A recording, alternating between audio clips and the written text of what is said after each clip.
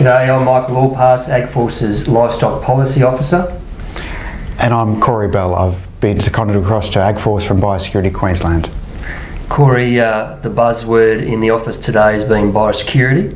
We've had a lot of producers ringing us about biosecurity, the biosecurity workshops that we've got organised. Can you tell me why people need a biosecurity plan?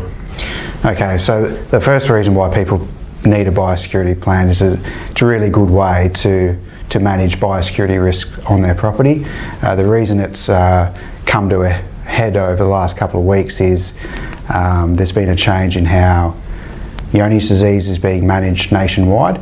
We're moving away from state-based regulation towards an industry-led, property-level, risk-based process for managing Johne's disease, and part of that involves producers having a biosecurity plan. So there's if you want to be J-BAS level 6, by 30th of June you'll need to have a biosecurity plan in place. And if you want to be J-BAS level 7, you'll also need a biosecurity plan in place, but because it's a higher level of assurance, you'll also need to have that plan developed in collaboration with a vet, and you'll have another 12 months to get some herd testing done. So you're talking about J-BAS there, like, do I really need a biosecurity plan? If you don't have a biosecurity plan in place by the 30th of June, you will go back to the lowest level of Johne's disease assurance, J-BAS level 0, and that may affect who you can trade with. At the moment, Western Australian requires you to have J-BAS level 7 cattle to go in, and as well as some other requirements, and Northern Territory requires cattle to be J-BAS level 6. And there could be some flow-on effects to trades that happen within Queensland, so that people wanting to trade with those partners can continue to. So it's really a market access driver? It's totally a market access driver. Yeah. Okay. What do I do to get a biosecurity plan? So to get a biosecurity plan, you can come along to one of the workshops if you're already registered, but they're full up. There's a couple of templates, online templates that you can use.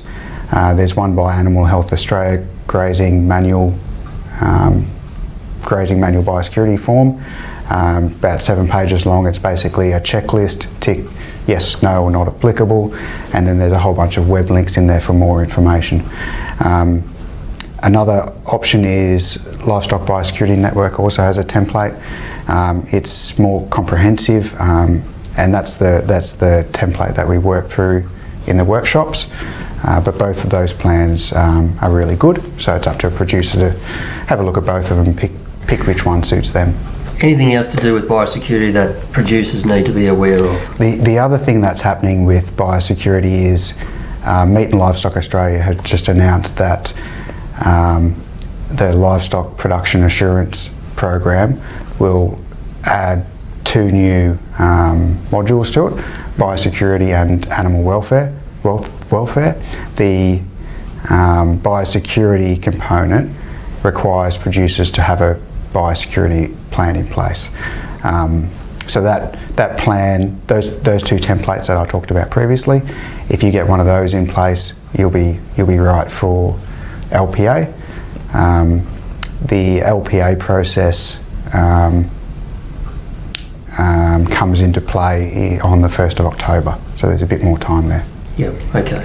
Corey, once a producer has filled out a biosecurity plan, what do they do with it? Do they have to register it or anywhere? If you filled out a plan and you're J-BAS level 6, there's no need to, you don't need to register it, send it to anyone, you just need to be implementing it on farm. If you want to be J-BAS level 7, then you'll need to have that plan endorsed by a vet, by your local vet. With respect to the LPA, there's also no need to submit it or register it anywhere, but you need to be aware that if you're subject to an LPA audit, then it's likely that after 1 October, the auditors will start asking to see those. Okay.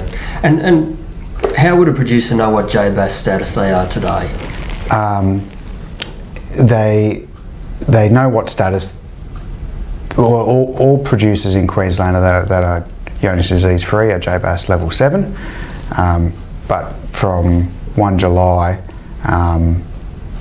it depends on what action they take now, and when you're buying and selling cattle, the National Cattle Health Declaration is how you communicate your J-BAS status and other disease and health issues to the buyer, and also how you request information from a seller. Yeah. Okay.